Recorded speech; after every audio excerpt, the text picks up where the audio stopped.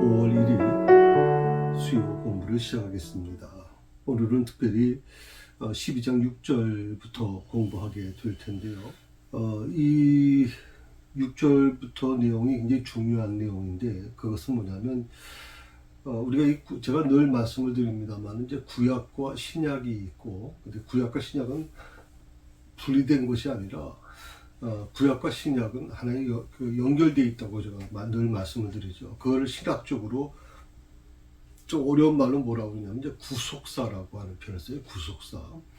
그러니까 구약은 예수님이 오실 것이라고 하는 것을 예언하는 내용이에요. 그러니까 구약 성경을 우리가 읽으면서 예수님과 상관없는 거라고 생각하시면 구약 성경은 그냥 이스라엘의 하는 역사책에 불과한 것이죠. 그런데 하나님은 이 이스라엘 역사를 통해서 예수님이 어떻게 오실 것인지, 예수님이 오신 이유가 무엇인지 바로 그것을 아주 자세하게 설명해 주고 계시거든요. 그게 오늘 특별히 12장 6절부터 6월절 어린 양이라고 하는 이 6월절 아주 중요한 절기죠. 그래서 이스라엘 백성들이 죽음에서 살아난 아주 굉장히 중요한 날인데, 그때 이제 살아날 수 있었던 이유가 바로 6월절 어린 양의 피로 이루어진 거 아닙니까?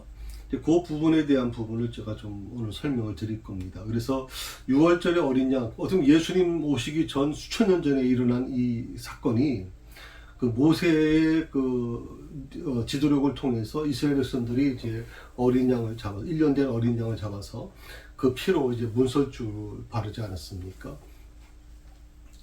그게 지금 예수님의 십자가 사건과 과연 어떤 연관성이 있는지 그 부분을 우리가 좀 공부하면서 하나님은 벌써 수천 년 전부터 다 준비하셨구나. 역사는 그냥 이루어지는 게 아니라 우연하게 이루어지는 게 아니라, 그래서 제가 우연이라는 말을 별로 안 좋아한다고 제가 말씀드렸죠. 여러분 삶 속에서 그냥 우연히 일어난 거야 라고 자꾸만 생각을 하고 하는 분들이 있는데, 우연이라고 하는 개념을 이해하지 마시고 이것이 하나님께서 어떤 뜻이 있을까 라고 하는 것으로 받아들이면 여러분의 삶이 조금 더, 여러분의 신앙이 좀 더 성숙해지고 또 풍요로워질 거라고 저는 그렇게 믿습니다. 오늘 6절에 있는 말씀을 한번, 12장 6절에 있는 말씀을 같이 읽습니다.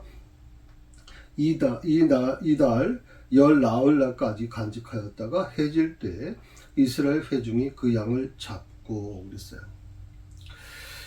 두 가지 단어가 존재하죠. 14일까지 간직하였다라고 하는 이 문장이 있고요.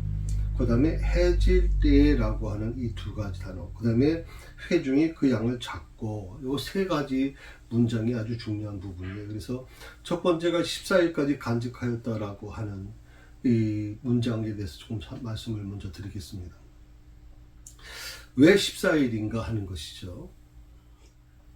그러니까 이 내용을 가만히 보게 되면, 이거는 이제 유대인의 절기력을 좀 이해하실 필요가 있어요.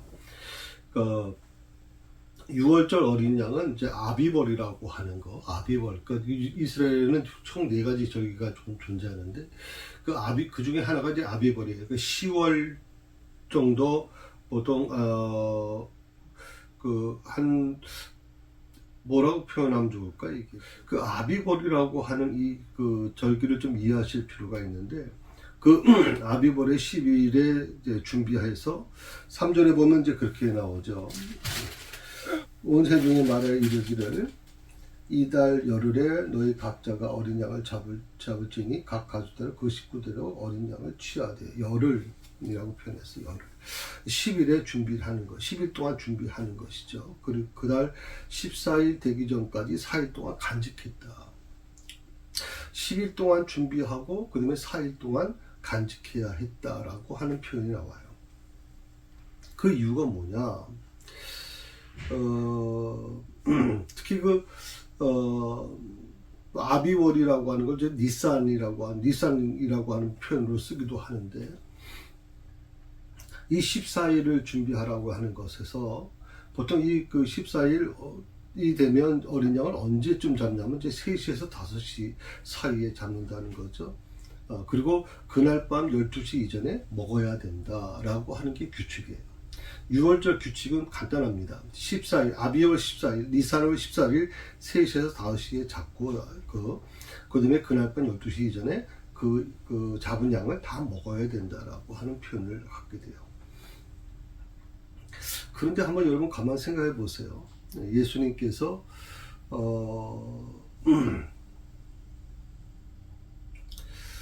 그 십자가에 달리시고 나서 오후 3시에 이제 숨을 거두시거든요. 정상적으로 하면 십자가에 달린 이 죄인은 보통 길게는 3일까지 가는 경우가 있어요. 몸에 있는 모든 피와 수분을 다 빠지고 모든 기력이 소진하고 나서야 이제 숨을 거두게 되는데, 예수님은 놀랍게도 그러질 않았죠. 그래서 오후 3시에 돌아가시게 됐거든요. 그래서 좀 특별한 케이스라고 볼 수가 있죠. 그것은 아마 어떻게 보면 이 6월절 때 14일간 간직했다가 이제 3시에서 5시 사이에 이제 14일 5시에 잡는다고 제가 말씀을 드렸는데, 이것이 바로 예수님의 그 십자가 사건을 예표하고 있다, 이제 이렇게 얘기를 합니다. 자, 그 외에 14일을 준비해서 또 4일간 또 간직해서 또 3시에서 5시에 또 잡아야 되느냐라고 하는 이 부분에 대해서 한 두 가지 보통 해석할 수가 있어요. 첫 번째 해석이 뭐냐면, 어린 양의 상태를 충분히 검사할 수 있는 시간적 여유를 갖도록 하기 위해서다. 그러니까 어린 양은 그냥 아무 양이나 잡으면 되는 게 아니에요. 그 양의 상태를 충분히 검사해야 된다는 거죠. 성별된, 다시 구별된 어린 양을 잡아야 된다. 그 양의 수가 어마어마했을 거라고 그래요. 지난주에 제가 말씀을 좀 드렸는지 같은데,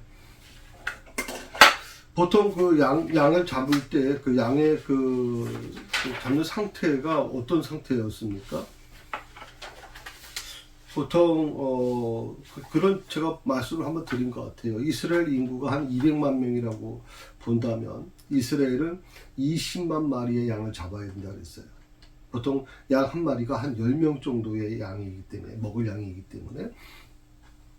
그래서 만약 가족 수가 10명이 안 되면 다른 가족을 채워서 10명 정도가 채워지고 그 양을 한 마리 양을 먹을 수 있다 그랬거든요. 그럼 200만 명이라고 본다면 20만 마리의 양이 지금 양을 잡아야 되는 거예요. 20만 마리. 한두 마리도 아니고 20만 마리의 양을 잡는데, 그 양이 모두가 뭐라고 그랬어요? 양에 잡는 조건이 있단 말이죠. 1년 된 수컷 중에서 흠이 없는 것으로 골라야 된다. 1년 된 수컷. 아니, 양이 이스라엘 백성들이 키우는 양이 대체 얼마나 많은지는 데이터는 제가 잘 갖고 있지 못합니다만은 20만 마리 양은 적은 양이 아닙니다. 엄청난 양이죠, 지금. 근데 그것도 또 조건이 있어요. 1년 된 수컷 양이. 1년 된 수컷. 그럼 1년 된 수컷 그 양들을 다 끌어모은다고 해도 20만 마리가 이게 쉽겠습니까? 거기다 또 뭐라고 해야 됩니까? 흠이 없어야 된다는 겁니다. 흠이 없는 1년 된 수컷 양을 선택을 해야 돼요. 그 외의 것들은 이 어린 양의 그 자격에서 떨어지기 때문에 안 된다는 거거든요. 저는 이게 하나님께서 이스라엘 백성들에게 정말 1년 전에 그 양의 출산을 많이 해가지고 그런 어떤 축복을 주시지 않았다면, 어떻게 한 해 태어난 양이 20만 마리를 그것도 수컷 양만, 암컷 양도 아니고 수컷 양만 어떻게 20만 마리를 잡겠습니까, 여러분? 이게 상식적으로 이해가 된다고 생각하세요, 여러분? 그러니까 이 6월절이라는 게 가만히 앉아 있으니까 되더라, 가만히 있으니까 하나님이 다 알아서 하시더라 라고 생각하시면 여러분 착각이세요. 우리가 기도를 합니다. 그 기도를 할 때 그 기도가 어떻게 응답될 것인가에 대한 부분에 관심이 많잖아요. 내가 뭘 해야 될까? 하나님이 다 어차피 알아서 해주시는데 내가 한다고 되는 게 아니니까 하나님이 알아서 해주시는 거야 라고 손 놓고 있다고 되는 게 아니지 않습니까? 이스라엘 백성들이 하나님이 어차피 해방시켜 주신다고 약속했으니까 우리가 할 일은 뭐가 있어? 그냥 하나님께서 가라면 가면 되는 건데 그런데 하나님께서 뭐라고 그러냐면 이스라엘 백성들에게 너희가 키우는 양 중에 20만 마리의 양을 잡는데, 그 중에 그 20만 마리의 양은 조건이 있다. 어린 양이 되는 조건을 제시해 준단 말이죠. 1년 된 수컷이어야 된다. 그리고 흠이 없어야 된다. 저는 이거 정말 굉장히 어려운 주문이라고 생각해요. 하나님께서 이스라엘 백성들의 마음을 시험하셨는지, 이스라엘 백성들 중에서도 왜 꼭꼭 1년 된 수컷 양이어야 되느냐, 암컷은 안 되는 거야? 그리고 1년 반 정도 되는 양도 많은데 어떻게 1년 된 수컷 양만 20만 마리를 구별해낼 수가 있냐 대체. 그것도 흠이 없는 것으로만. 여러 가지가 고민이 많았을 거라고 생각이 듭니다. 그 이유를 제가 이렇게 말씀드렸죠. 1년이 되었을 때가 가장 발육이 잘 됐을 때다. 흠이 없는 것으로 하는 것은 이스라엘 장자의 죽음을 대속하기 위한 것이다. 아무렇게나 하나님이 말씀하신 게 아니라는 거예요. 하나님께서는 이미 모든 것을 다 준비시키셨고 또 그렇게 예정하셔서 지금 말씀하신 거란 말이죠. 그래서 오늘 우리가 신앙생활을 해나가는 데 있어서 또 우리가 살아가는 과정에서 그 신앙생활이 쉽게 할 수도 있고 어렵게 할 수도 있습니다. 쉽게 할 수 있는 것은 뭐냐면 모든 어떤 그 신앙 수준을 낮추라고 하는 게 아니에요. 신앙생활이 쉬워지는 이유가 뭐냐면 정말 성령 충만을 경험하신 분들, 그러니까 하나님이 그 힘을 주어서 그 일을 감당하시는 분들은 그 주의 일을, 교회 일을 굉장히 쉽게 해나가고 있거든요.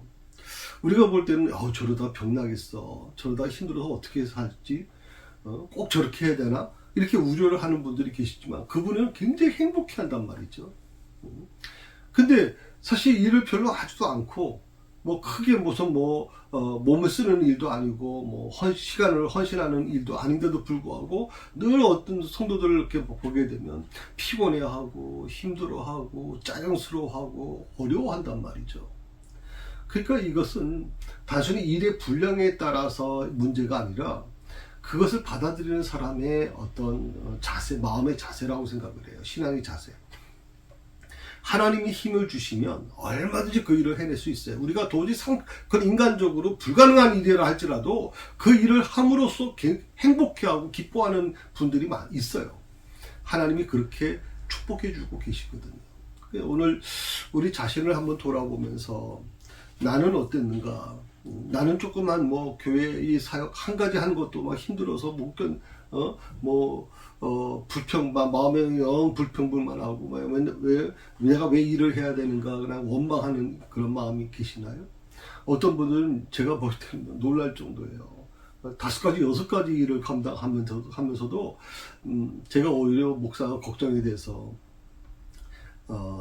건강이 괜찮으시겠어요? 많이 힘드시지 않겠어요? 그러면 너무 행복하다 그래요. 너무 기뻐해요.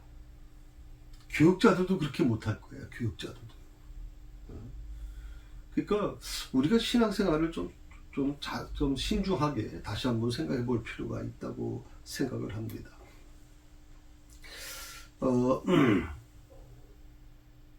자, 첫 번째는 어린 양의 상태를 충분히 검사할 수 있는 시간적 여유를 갖도록 하기 위해서 14일이 필요했다 하는 것이고요. 두 번째는 어린 양을 바라보면서 대신 피 흘리는 이 대속의 의미를 깊이 새기도록 하기 위해서다. 어린 양, 나를 대신해서, 우리를 대신해서, 이스라엘 백성들을 대신해서 어린 양이 1년 된 흠없는 어린 양이 죽어야 돼요. 20만 마리가 죽어야 돼요. 20만 마리가. 어떻게 보면 그걸 이제 대속이라고 우리가 보통 얘기를 하는데, 과거에는 구약시대에는 이제 인간의 죄를 양이 대신 짊어지고 대신 희생을 치렀죠. 이제 물론 그것이 이제 예수님의 그 십자가 사건을 통해서 그 휘장이 갈라짐으로 인해서 완전히 그건 다 해결됐습니다만은 예수님의 십자가 사건은 바로 그 대속의 의미예요. 이스라엘 백성들의 모든 죄를 대속하신 것처럼, 양이 대속한 것처럼 예수님께서 그 어린 양이 되셔서 우리 모든 인류의 죄악을 다 대속해 주셨다. 다시 말씀을 드리면 그 어린 양은 나의 모든 죄를 다 짊어지고 나를 대신해서 내가 이제 감당해야 될 그런 고난, 내가 감당해야 될 모든 그런 어떤 그 죄에 대한 대가를 치러야 되는데 그 대가를 누가 치러요? 어린 양이 치는 거예요. 죽음으로. 예수님께서 바로 그 일을 감당함으로 인해서 우리에게 자유를 주셨어요. 우리에게 기쁨을 주시고 우리에게 행복을 주셨어요. 그런데 왜 예수 믿는 사람이, 그 구원받은 자들이, 왜 거기서 해방된 자들이 왜 그렇게 자유롭지 못하고 늘 그냥 뭔가 억눌려 살아갈 수밖에 없는 이유가 대체 뭐냐 그러지. 왜 성도들 중에서도 얼굴에 그냥 그늘진 모습으로 늘 그냥 불평불만 속에 살아갈 수밖에 없는가.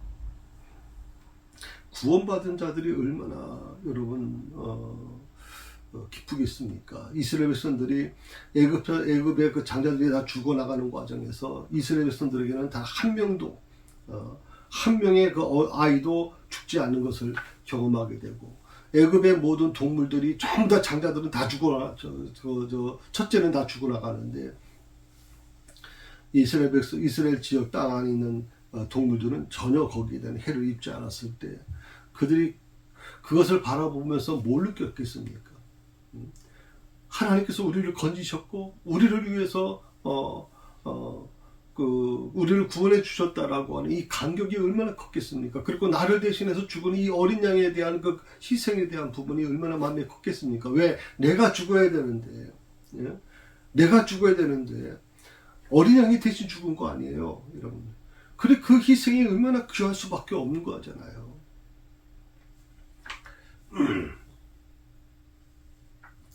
하나님은 희생 제물이 될 이 양과 염소를 통해서 하나님의 구원의 은혜를 더욱 선명하게 인식할 수 있도록 하기 위해서 14일간을 간직하게 하셨다. 14일. 어떻게 보면 그 어린 양 을 옆에 10일 동안 둔다 그랬잖아요. 그리고 4일간 총 14일간을 이제 옆에 두는 건데, 그 양을 바라보면서, 양의 눈을 바라보면서 무엇을 느꼈을까요?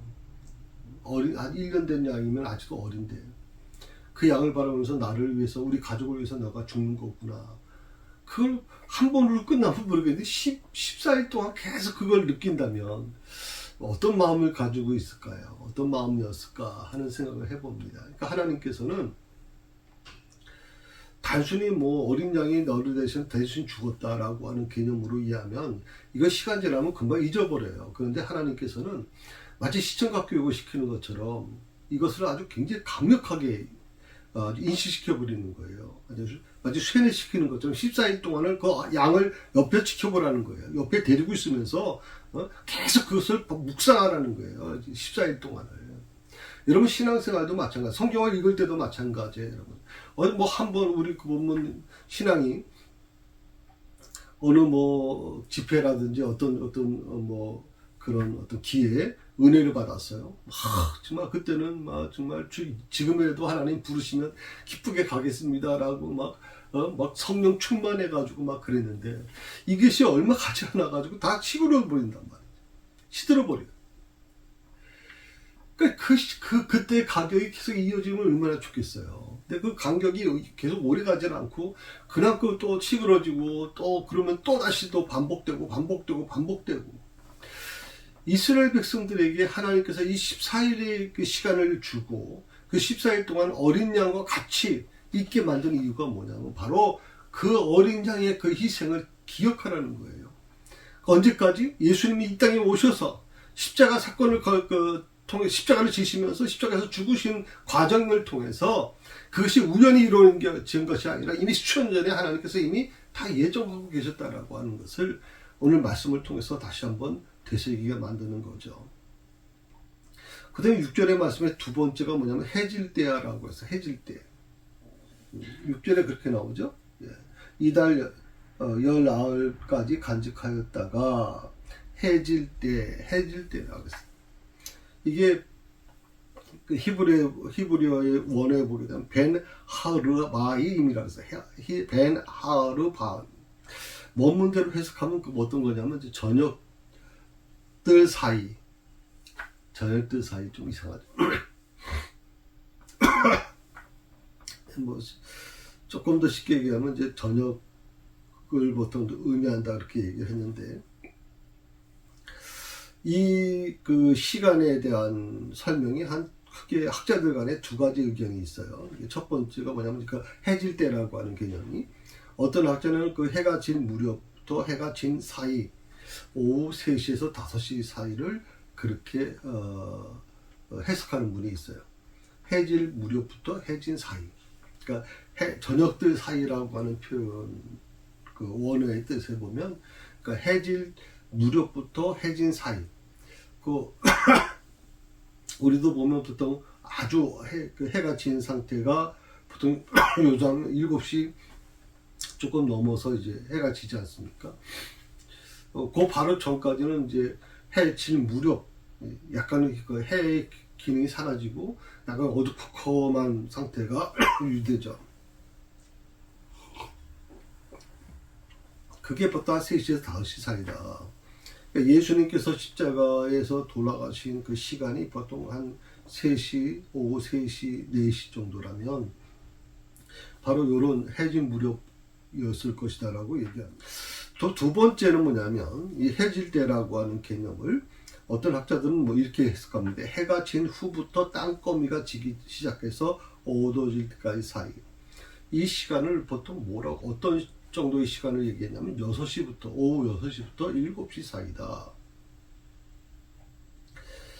그러니까 두 가지 견해가 있는 거예요. 그러니까 오후 3시에서 5시 사이라고 생각하는 분이 있고, 6시부터 7시 사이라고 그 해석하는 분들도 있어요.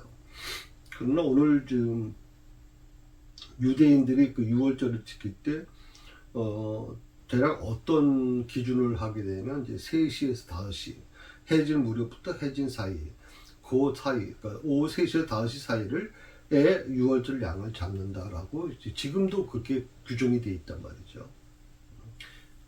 놀랍잖아요. 지금도 이스라엘 백성들이 6월절을 지키면서 오후 3시에서 5시 사이에 6월절 양을 잡아요.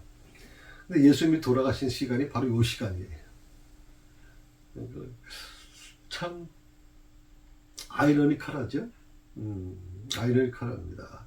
그런, 어떻게 보면 유대인들이 왜 아직도 예수를 믿지 않는지 참 안타깝죠, 지금. 안타깝죠. 왜, 이미 하나님께서는 그 모든 증거를 다 보여주셨고, 이미 그들에게 예수님이 어떻게 돌아가실 것까지도 다 알려주셨음에도 불구하고, 그들은 여러분 아신 것처럼 율법을 아주 달달달 외우는 사람들 아닙니까? 율법화된 사람들이거든요.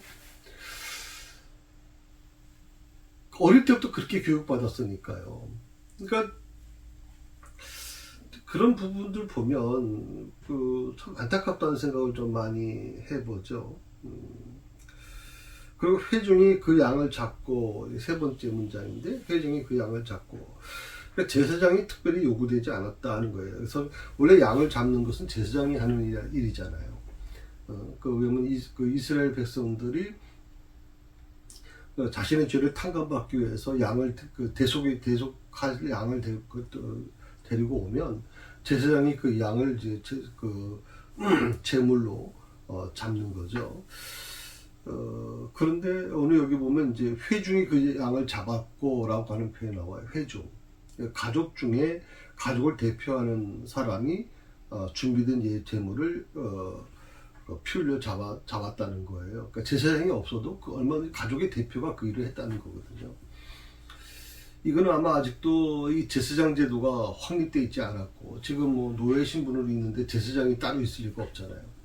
그러니까 제사장이 해야 될 역할을 이제 가족의 대표가 그 일을 감당했다라고 생각을 하는 거예요. 이제 우리가 5월달이 가정의 달입니다. 가정에서 저는 바로 이 부분이 우리 가정의 굉장히 중요한 메시지라고 생각해요. 가정을 대표하는 분이 아버지일 수도 있고 어머니일 수도 있어요.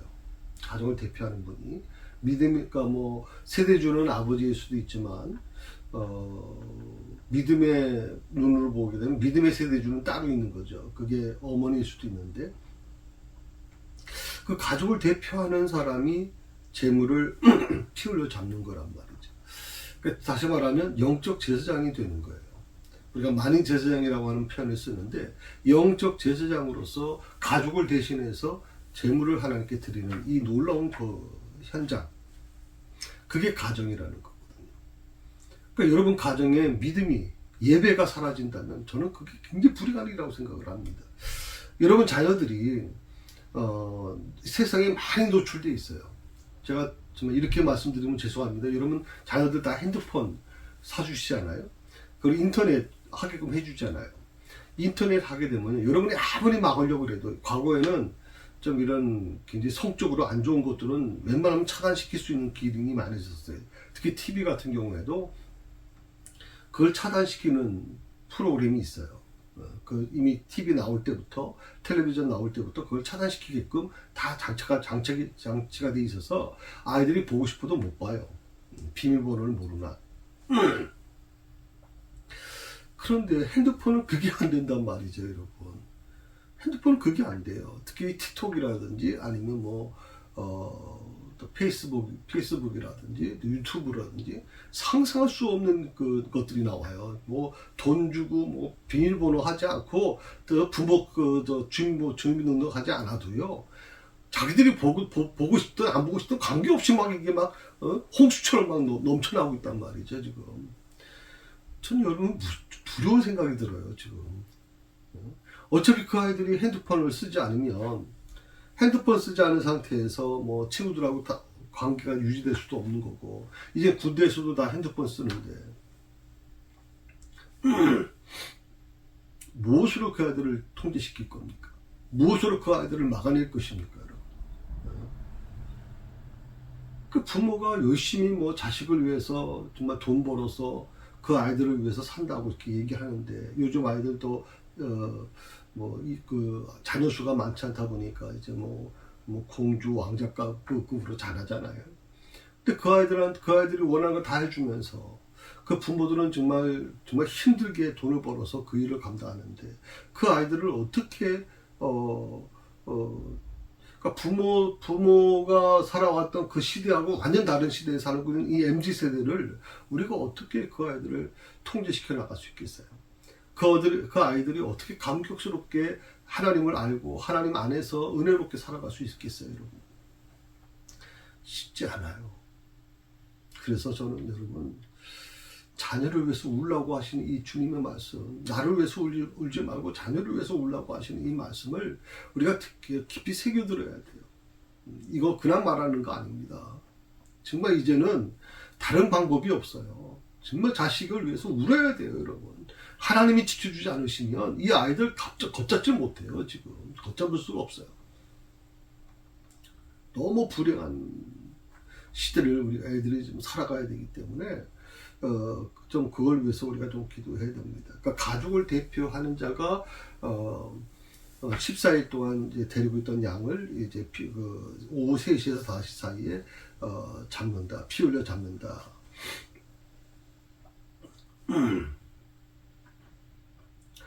이게 바로 구약시대의 만인 제사장 제도의 한 예표라고 이렇게 얘기를 할 수 있어요.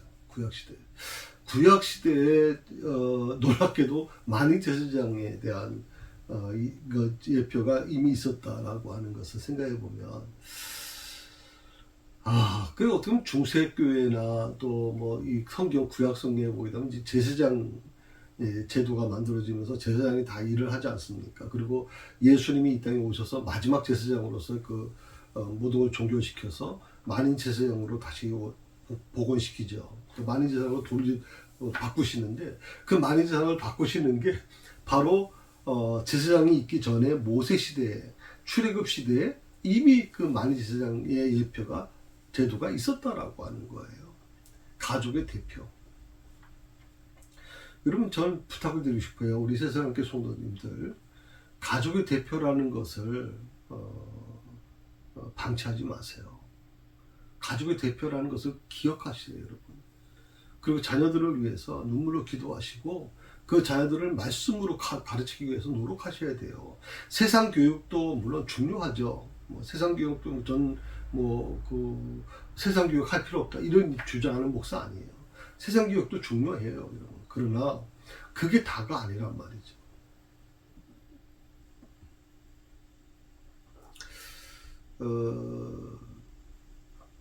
그 부분을 좀 여러분 염두에 두시면 좋겠습니다.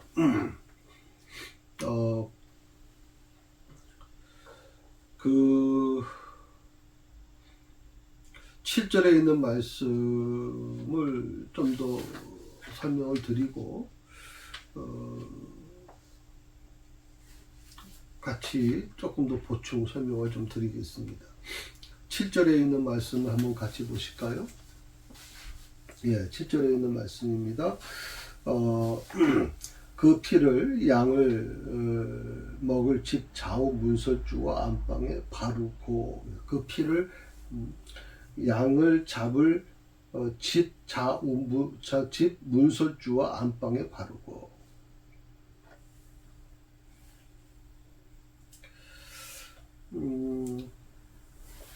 이 피라고 하는 것이 생명을 상징하는 건데, 특히 이 피는 희생제사의 가장 중심입니다. 희생제사의 중심이에요. 이 피라고 하는 거, 지금도 이제 그 아프리카나 이런 어떤 밀림에 있는 그 원주민들을 보게 되면 특히 저 알래스카 그 북극 지방이 특별히 그래요. 거기 사시는 분들은 이 피를, 동물을 잡아서 그 피를 마셔요. 우리가 볼 때는 정말 혐오스럽고 어떻게 저럴 수가 있나 할 정도의 그 피를 마시거든요. 그건 여러 가지 이유가 있다 그래요. 왜냐하면 철분이 부족한데 그 피를 통해서 이제 철분을 공급하고, 또 하나는 뭐냐면 이 우리는 이제 동물을 잡는 것에 대해서 이제 도축장이 따로 있으니까 그렇긴 하지만, 그 미안한 마음, 우리가 육식을 먹으면서도 미안한 마음 갖지 않잖아요, 별로. 물론 이제 요즘에 이제 애완견을 키우면서 이제 개고기를 먹지 않는 쪽으로 이제 법 개정도 이루어졌습니다만은, 근데 알래스카에 있는 그 원주민들이나 이런 분들을 보면 중동도 마찬가지입니다. 양을 잡아서 그 피를 이제 먹거나 아니면 피를 소중하게 여깁니다. 피를 버리질 않아요. 저도 어릴 때 이제 보통 선지국이라고 보통 얘기하죠. 그 피를 이제 응고시켜서 이제 먹는 순댓국에 주로 이제 들어가는 경우도 있는데, 저도 이제 그런 고등학교 때만 해도 저는 선지를 못 먹었어요. 또 집에서도 선지는 가급적이면 먹지 말아야 되는 음식으로 취급됐어요. 왜냐하면 피라고 하는 것에 대한 의미가 있기 때문에 그랬거든요. 근데 저도 이제 순댓국을 좀 대학 다니면서 조금 배웠는데, 그 다음부터는 지금도 이렇게 선지를 좋아하는 편은 아니에요. 제가 선지는 가급적이면 잘 안 먹으려고 그러는데, 그래도 선지를 먹을 때도 있거든요. 그러니까 그건 그게 무슨 문제가 되거나 그러지는 않다고 생각을 해요. 그런데 이 피라고 하는 것에 대한 전혀 우리 마음속에 그런 마음은 전혀 없어요. 우리들은 고기를 먹으면서, 선지를 먹으면서도 그런 마음은 전혀 없죠. 근데 그 북극 지방이나 저 중동 지방에 살고 있는 분들은 양을 잡거나 아니면 염소를 잡았을 때, 동물을 잡았을 때 그 피를 굉장히 성스러워합니다. 굉장히 아주 귀한 거로 생각하죠. 그래서 피를 절대 버리지 않습니다. 절대 땅에 버리는 일이 없어요. 그리고 피가 곧 생명을 준다고 생각을 하는 거예요. 생명이라고 생각하기 때문에 귀하게 생각을 하거든요. 그리고 양을 죽일 때도 가장 고통 없이, 양의 그 죽음을 통해서 내가 지금 생명을 살 수 있으니까 양의 고기를 먹어야. 그렇기 때문에 양을 죽이더라도 굉장히 고통 없이, 그리고 그 양의 그 희생에 대한 것을 잠시 묵상하고 그 고기를 먹어요. 저는 우리가 볼 때는 굉장히 무지한 그런 사람들 같이 보이고, 어떤 문명사회하고 다른, 문명사회에서는 그러지 않은데 그렇게 얘기하지만, 사실 우리는 이미 도축된 양을 먹으니까 그러면서 먹잖아요. 고기를 먹고 이제 선지를 먹는데, 그럼에도 불구하고 조금 더 고마움이라든지 내게 육식을 준, 고기를 준 그 동물에 대한 고마움이나 또 미안한 마음조차 우리는 안 갖고 있단 말이죠. 저는 그게 더 위험하다고 생각해요. 우리 눈으로 볼 때는, 우리 눈으로 볼 때는 저렇게 문명화되지 않는 곳에서 짐승을 잡아가지고 막 피를 먹으면서 이런 모습 보면 정말 야만이라고 생각할지 모르지만 아니라고 생각해요. 그분들은 그분들 나름대로의 굉장한 어떤 절제된 모습으로 양의 희생에 또 동물의 희생에 대한 부분에 대해서 기억하며 오히려 굉장히 좀 우리하고 다른 어떤 마음을 가지고 있기 때문에 좀 중요하다고 저는 생각을 해요. 따라서 이 피를 바르고 뭐라고 했어요? 피를 양을 먹을 집 좌우에 문설주 안방에 다 바르고 뭐 하는 이 의식은 이스라엘 집의 모든 생명이 대속의 은총으로 구원받았다는 것. 그리고 첫 번째는 그거예요. 이 의식을 하는 이유가 뭐냐면 이스라엘 집의 모든 생명이 대속의 은총으로 구원받았다. 너희가 잘나서도 아니고 너희가 무슨 특별한 존재이기 때문에 그런 게 아니다. 그러니까 양의 피로 인해서 너희가 구원받았다는 것에 대해서 반드시 그거는 이스라엘 백성들이 기억해야만 했어요.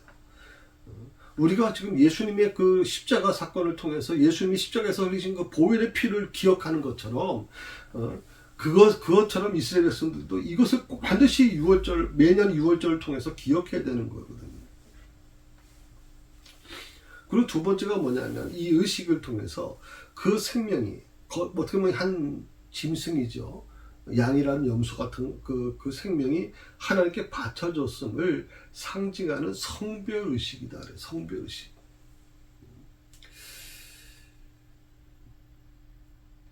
나를 대신한 그 어린 양의 그 고귀한 희생이죠.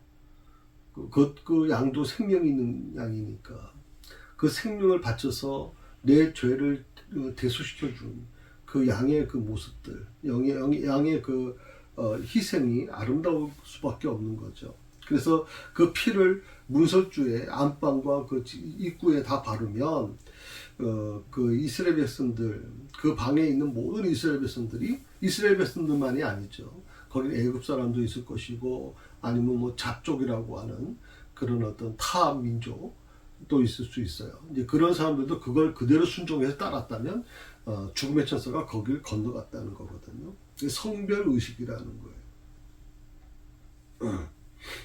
그러니까 죽음의 천사로부터 피해를 막는 확실한 증표인 이 6월절 어린 양의 피는 곧 인류를 죄와 사망의 권세에서 보호하시고 그다음에 생명을 얻게 하시는 예수 그리스도의 보혈을 예표하는 것이다.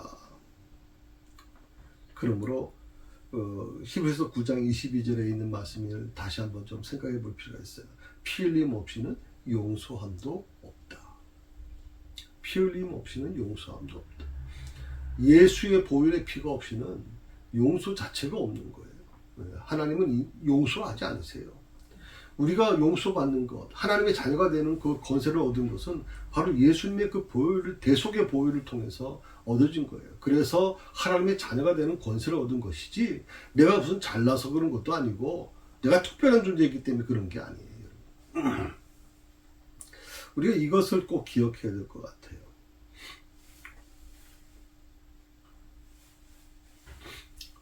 한편 이 어린 양의 피를 문에 바르는 이 의식은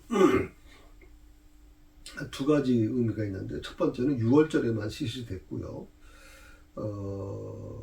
첫 번째 6월절에만 실시됐고 두 번째 6월절부터는 이 바르는 의식은 이제 하지 않고 양을 잡는 일과 피 뿌리는 일이 성소와 성소의 제단에서 시행됐다는 거예요. 그러니까 첫 번째 6월절에만 이 문 설주를 전부 다 이제 바르고 안방 문까지 전부 다 발랐는데 두 번째 6월절부터는 그렇게 하지 않았다. 양 잡는 일은 같은 거죠. 그리고 피 뿌리는 일이 성소와 성소의 제단, 다시 말하면 교회 안에서 이루어졌다라고 얘기합니다. 요즘 말로 하면 이게 예배를 의미하는 거죠. 성소의 제단에서 시행됐다는 것은 이제 예배를 의미하는 거죠. 그리고 이 어린 양의 피는 우설초 다발에 적셔 문 인방과 좌우 문설주에 뿌려야 했다라고 하는 것입니다.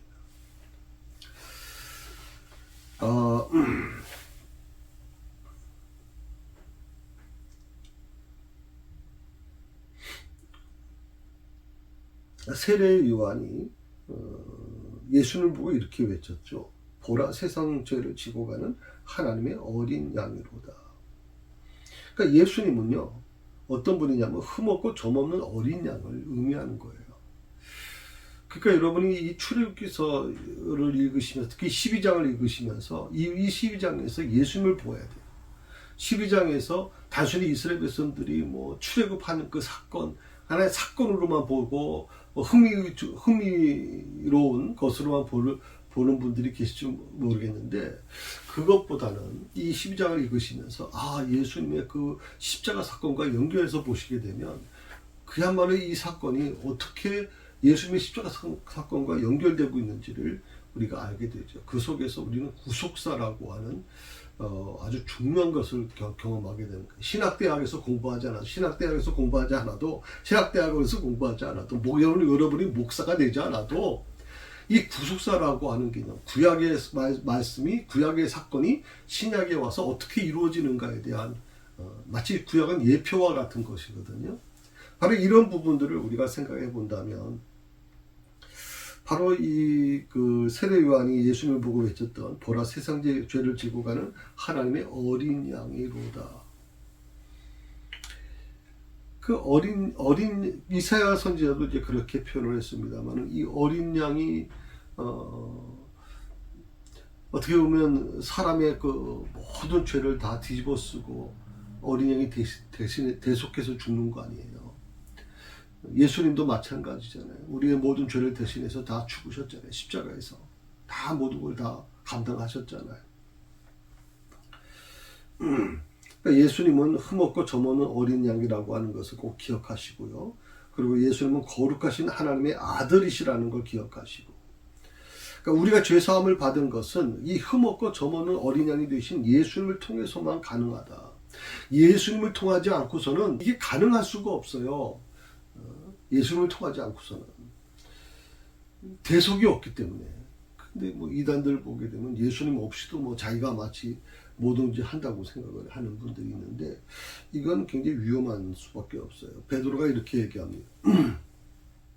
베드로전서 1장 18절에 19절의 말씀을 제가 읽어드릴게요. 너희가 알거니와 너희 조상이 물려준 헛된 행실에서 대속함을 받은 것은 은이나 금같이 없어질 것으로 된 것이 아니요 오직 흠 없고 점 없는 어린 양 같은 그리스도의 보배로운 피로 된 것이니라.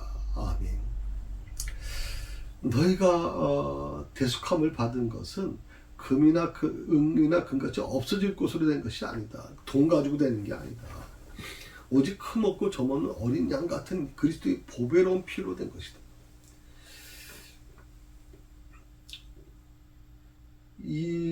오늘 한국 교회가요, 바로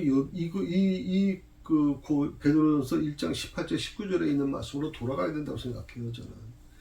저는 은이나 금이 아니에요. 없어질 것으로 된 것이 아니에요. 우리의 구원은, 이 대속함을 받은 것은 오직 예수 그리스도의 보혈의 피로 이루어진 거예요. 그렇기 때문에 예수님 외에 다른 것들로 구원받을 생각하지 마시고 오직 예수님만 붙드셔야 돼요. 우리는 하나님의 아들 예수 그리스도의 피로 조상으로부터 내려오는 이 죄악된 습관을 바꿀 수 있어요. 우리는 예수님의 피를 마음에 발라야 돼요. 그리고 그러면 우리의 죄를 예수님이 사하시고 성령을 허락해 주신다. 예수님의 피를 내 마음에 발라야 된다. 이스라엘 백성들이 그 어린 양의 피를 가지고 문설주에 바른 것처럼 오늘 내 마음에 문설주에 바르셔야 돼요. 내 마음에 발라야 돼요. 여러분 자녀들의 마음에 발라야 돼요. 그래야 이 위협으로부터 막을 수 있어요. 죽음의 사자, 저는 죽음의 사자가 뭘까라고 생각을 해봐요. 생명을 빼앗는 것도 있지만 우리 영혼을 빼앗아 버리는 거거든요. 우리 자녀들의 영혼. 이 영혼을 지켜줘야 될 게 누구냐? 바로 부모라고 저는 생각을 해요. 오늘 말씀은 여기까지 우선 하고요. 제가 계속 이 부분을 다음 주에도 한 번 더 말씀을 드리도록 하겠습니다. 수고하셨습니다. 오늘 이 구속사의 의미를 좀 더 깊이 묵상하시면서 5월 한 달, 가정의 달, 가정의 대표로서, 믿음의 대표로서 여러분이 잘 감당할 수 있기를 바랍니다. 기도하십시다. 하나님 감사합니다. 오늘도 저희와 함께하여 주셔서 이 말씀을 통해서 우리에게 새로운 도전을 주신 것을 감사합니다. 항상 우리 십자가의 사건, 십자가에서 피 흘려 돌아가신 예수님, 그 예수님이 바로 나를 위해서 죽으신 대속의 어린 양이라는 것을 기억하게 하시고, 예수 이름 외에는 다른 이름을 주시지 않았다고 분명히 하나님이 말씀하셨으니 예수 이름 붙잡고 나가는 승리자가 될 수 있도록 우리 세상의 모든 소원들을 하나님 붙잡아 주옵소서. 예수님의 이름으로 기도드립니다.